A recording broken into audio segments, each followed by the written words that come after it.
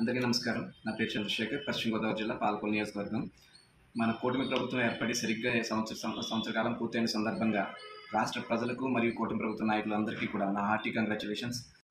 Coming to the point, సామాన్యుల దగ్గర నుంచి కూటమి ప్రభుత్వ నాయకుల దాకా ప్రజా తీర్పుని ఒక సెలబ్రేట్ చేసుకుంటుంటే ఒక్క వైసీపీ వర్గం మాత్రం ఆ ప్రజా తీర్పుని వెన్నుపోటు దినంగా ప్రకటించడం, దానిని నిరసనలుగా వ్యక్తం చేయడం, దాని వెనుకున్న వాళ్ళ ఉద్దేశం ఏంటో అర్థం కాకుండా ఉంది. దీన్ని బట్టి ప్రజా తీర్పు అంటే మీ దృష్టిలో అంత హేళనగా ఉందా? ప్రజలు ఇచ్చిన తీర్పుని అంత అవహేళనతో చూస్తున్నారంటే ప్రజల నిర్ణయానికి మీరు ఇచ్చే గౌరవం ఏంటి అనేది ఒక ప్రశ్నార్థకంగా ఉంది. అదొకటి. ఇంకా రెండో పాయింట్, ఈ నిరసనలో భాగంగా రోజా గారు రోడ్ల మీదకి వచ్చి, రోజా గారు అటు అంబటి రాంబాబు గారు వీళ్ళందరూ రోడ్ల మీదకి వచ్చి ఈ కార్యక్రమం చేయడం జరిగింది.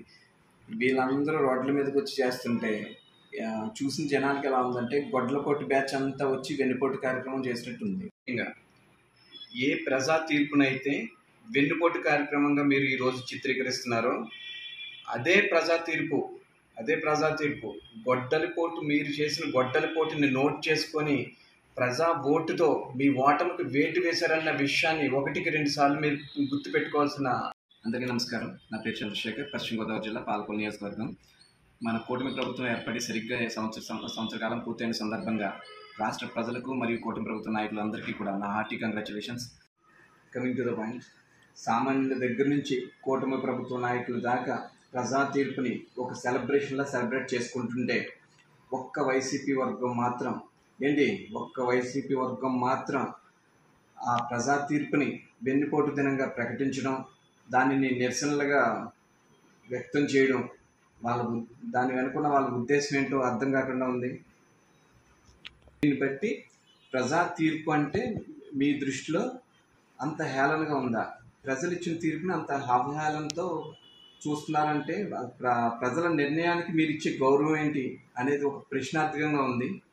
అదొకటి. ఇంకా రెండో పాయింట్, ఈ నిరసనలో భాగంగా రోజా గారు రోడ్ల మీదకి వచ్చి, రోజా గారు అటు అంబటి రాంబాబు గారు వీళ్ళందరూ రోడ్ల మీదకి వచ్చి ఈ కార్యక్రమం చేయడం జరిగింది.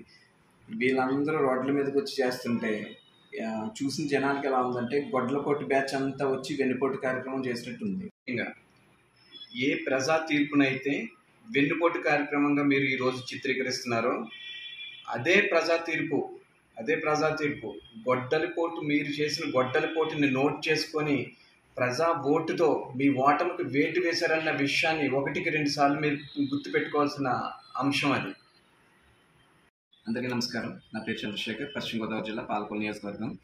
మన కూటమి ప్రభుత్వం ఏర్పడి సరిగ్గా సంవత్సర కాలం పూర్తయిన సందర్భంగా రాష్ట్ర ప్రజలకు మరియు కూటమి ప్రభుత్వ నాయకులందరికీ కూడా నా హార్టీ కంగ్రాచులేషన్స్.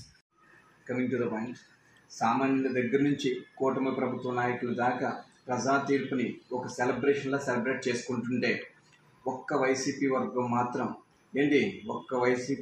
మాత్రం ఆ ప్రజా తీర్పుని వెన్నుపోటు దినంగా ప్రకటించడం, దానిని నిరసనలుగా వ్యక్తం చేయడం, దాని వెనుకున్న వాళ్ళ ఉద్దేశం ఏంటో అర్థం కాకుండా ఉంది. దీన్ని బట్టి ప్రజా తీర్పు అంటే మీ దృష్టిలో అంత హేళనగా ఉందా? ప్రజలు ఇచ్చిన తీర్పుని అంత అవహేళనతో చూస్తున్నారంటే ప్రజల నిర్ణయానికి మీరు ఇచ్చే గౌరవం ఏంటి అనేది ఒక ప్రశ్నార్థకంగా ఉంది. అదొకటి. ఇంకా రెండో పాయింట్, ఈ నిరసనలో భాగంగా రోజా గారు రోడ్ల మీదకి వచ్చి, రోజా గారు అటు అంబటి రాంబాబు గారు వీళ్ళందరూ రోడ్ల మీదకి వచ్చి ఈ కార్యక్రమం చేయడం జరిగింది. వీళ్ళందరూ రోడ్ల మీదకి వచ్చి చేస్తుంటే చూసిన జనానికి ఎలా ఉందంటే గొడ్లపోటు బ్యాచ్ అంతా వచ్చి వెన్నుపోటు కార్యక్రమం చేసినట్టుంది. ఇంకా ఏ ప్రజా తీర్పునైతే వెన్నుపోటు కార్యక్రమంగా మీరు ఈరోజు చిత్రీకరిస్తున్నారో అదే ప్రజా తీర్పు గొడ్డలిపోటు, మీరు చేసిన గొడ్డలిపోటుని నోట్ చేసుకొని ప్రజా ఓటుతో మీ ఓటమికి వేటు వేశారన్న విషయాన్ని 1-2 సార్లు మీరు గుర్తుపెట్టుకోవాల్సిన.